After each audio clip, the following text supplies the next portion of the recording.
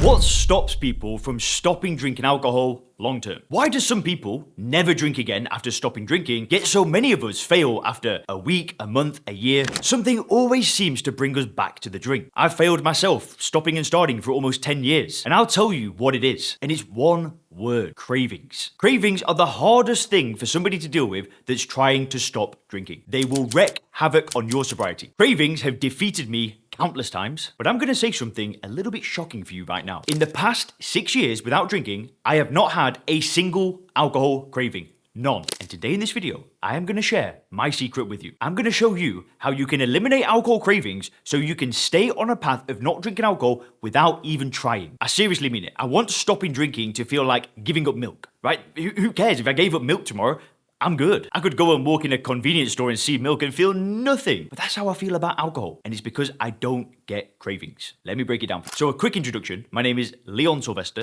I'm the founder of SoberClear.com. And we're a coaching company that works with business owners and professionals, and we help them get control of their drinking in as little as 48 hours. If you want information on the program, you can just head over to SoberClear.com. You can see testimonials and how we've worked with over 400 clients and worked with professionals from NASA, Forbes, JP Morgan. And if you want to book a call and see if my new method could be a good match for you, then just click the link in the description. You can book a free roadmap call, and you and I can dive into your unique situation and see if my program could apply to you. We use something called first principles thinking to help our clients reframe how they view alcohol, which works for over 92% of them. And then we use coaching to really keep you accountable. And then we have a community of positive, like-minded people to do this with. So if you want to see if it's a good match, definitely book one of those free roadmap calls. That call could be a game changer for you. But now let me explain this alcohol craving stuff.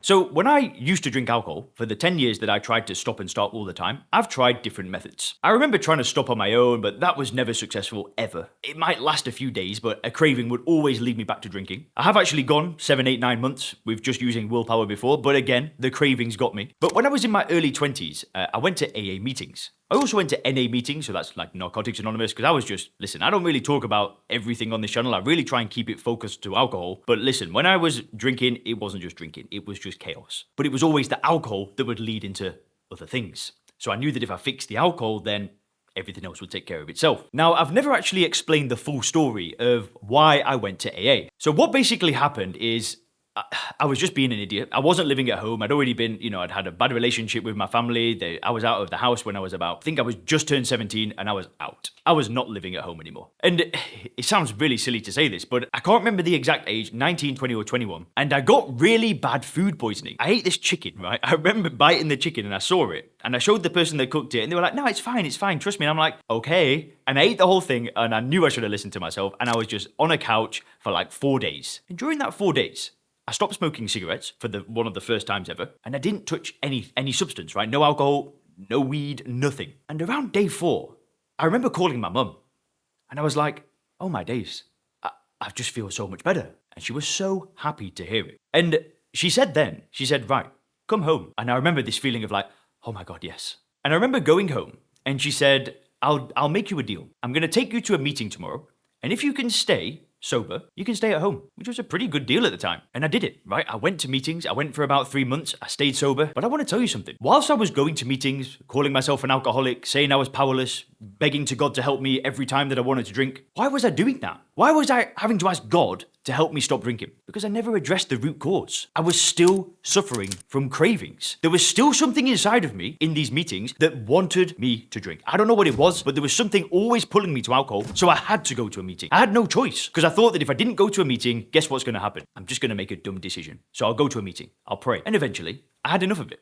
And I stopped going to the meetings, I moved out of my parents' house, and guess what happened? Obviously, started drinking again, all the chaos restarted in my life, and that was the end of that chapter. And then I tried going back a couple of times to AA, but I just knew it wasn't going to work. I didn't want to spend the rest of my life resisting alcohol and going to meetings just to not drink. Listen, that worked for my mum. Of course she wanted me to go there because she's not drank for over 20 years. She used that method, saved her life, saved my life. If my mum hadn't done that, maybe I wouldn't have ever got sober. Maybe I wouldn't have got that first taste of 90 days and, Good things happened in those 90 days, but I knew that that wasn't going to work for me. And sure, it took many years for me to get back on track and fix my life, but when I stopped drinking 6 years ago, for real, when I really shifted everything, I don't get cravings anymore. So I don't have to go to meetings, I don't call myself an alcoholic, I don't need to beg God to help me get through a craving, I don't use any willpower, I don't go to meetings, I don't take medication, I don't see a therapist, I don't do anything that everybody else was telling me I should do to stop drinking. I do none of it. So let me explain what happened to me and how it's so easy for me to not crave alcohol. So one thing that I actually learned in AA, right? There are still things that I learned there that were actually pretty good. There's a lot of self-help content. Actually, I'll give you my favorite thing that I learned in AA, but they would always say that the best is yet to come if you stick on this path, right? If you don't drink and you just keep going, the best days of your life are coming. I always loved hearing that because it's so true. But there was another thing, and what they said is that when you're stopping drinking, you want to avoid being HALT, which stands for hungry, angry, lonely, and tired. Because when you're any of these things, you don't feel right within yourself. If you're hungry, you feel discomfort. If you're lonely, you don't feel good. If you're tired, you're feeling drained. And if you're angry, you're angry, right? Like you just don't feel yourself. And the reason why this is important is because when we've spent 10 years drinking alcohol, whenever we get some kind of negative emotion, what's our default response? When we're feeling a little bit worse than we usually feel, what do?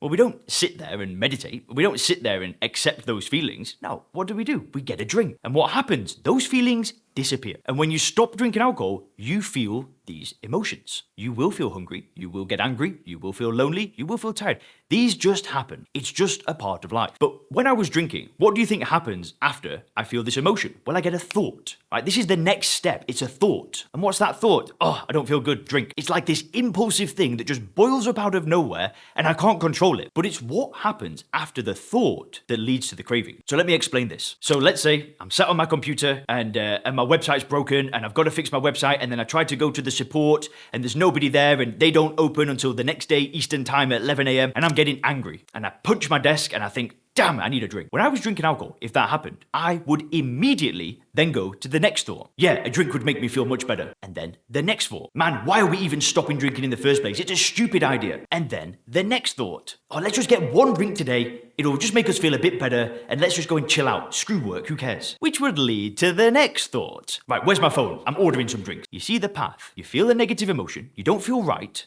which leads to a thought, which leads to another and another and another. And then before you know it, you're craving alcohol, you want to drink, because it's the only viable option for you to get rid of those negative emotions. And you see it as a legitimate path away from the pain. See, this is the thing. You see it as a path away from pain. You're in pain, and here's the solution. This was my problem. When I went to AA, when I tried to stop drinking on my own, when I begged God to help me in church, when I dropped to my knees crying, I never addressed this. I still saw alcohol as a legitimate way out of pain. And let's just really think about that for a second. How ludicrous is that? The drug that caused me so much damage, I was still seeing it as a way out of pain? How does that make any sense? Something that was making me fat, tired, lethargic, something that was destroying my self-confidence, that had destroyed a business, that had destroyed relationships, something that had wrecked my life, there was still part of me that saw it as a solution to my problems. How mad is that? And this is the reality for most people that are trying to stop drinking. They never address the root cause, which is in their belief systems. So let me tell you what happens today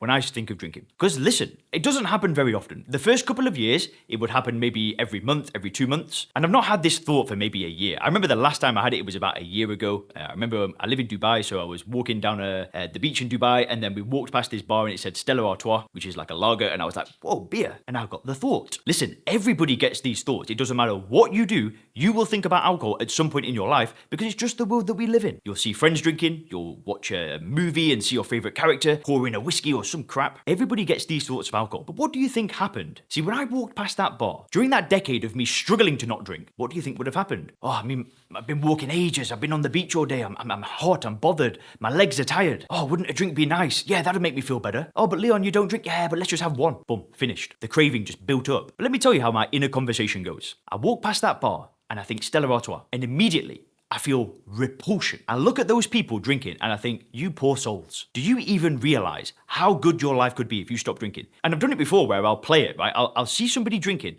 and I don't know, they've got like 2 beers, so they're obviously on a session. And I think to myself, wow, you are going to wake up tomorrow. You're going to have very little recollection of what happened. You're going to feel terrible. You're going to feel a little bit sick, and you're going to wish that you didn't do it. And we're in the exact same environment. You know, we can see the beach, we can see the wheel, we're in Dubai, and we're doing the same thing. We're in the same area, and I'm going to wake up tomorrow feeling happy and refreshed, and he's going to wake up feeling defeated, feeling like, damn, that was a dumb idea. See, my belief system is that I don't want to drink. I see no benefit to drinking alcohol at all. I don't see it as a solution out of pain. I see it as a solution to getting in more pain. Do you see the difference? If you associate tremendous amounts of pain and disgust, and you just don't want to put that stuff in your body, you can see no benefit to drinking it, compared to the person that doesn't see it that way and they still see it as a legitimate solution out of pain. Are you seeing the difference here? You've got to change the way that you view alcohol. There is no other way for you to do this. I don't care if you want to go to AA meetings, go to a rehab, see a therapist, do it, great. If you don't address this root cause of the way that you view alcohol, I promise you one thing, you will spend the next 20 years of your life not finding it easy. You need to be able to have these thoughts, and you need to see alcohol